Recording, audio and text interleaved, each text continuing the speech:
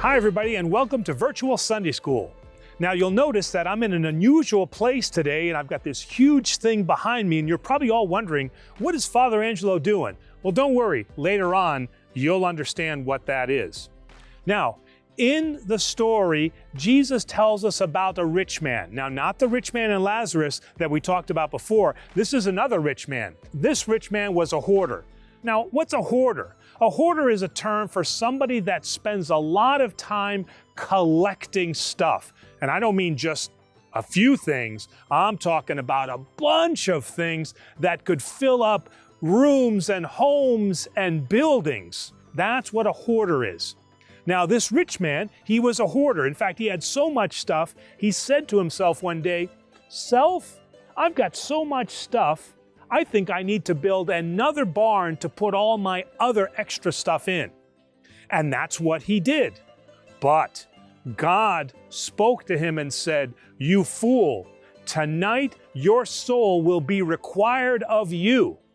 And now, what was all of this stuff going to do for this man? Now, hoarders.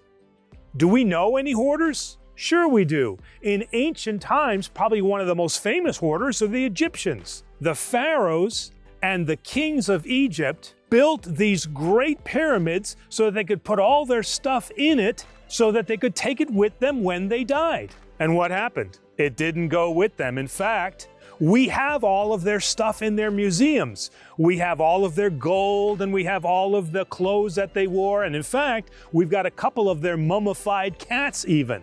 So that didn't help the Egyptians. Now in modern day times, like right now, we have hoarders also. And what do? They collect stuff in their homes. And then when there's too much stuff, they buy big sheds like this, and they put all their stuff in there.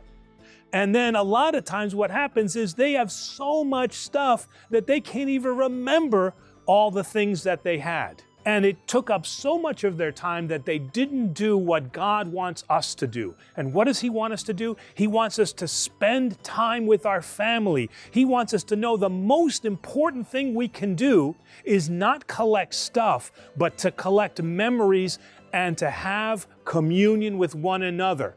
Communion with one another? Yes, that's when you and your parents, you go out together in the park, and you go out swimming at the beach, or you come to church together, and you're with your family and your friends. Those are the most important things.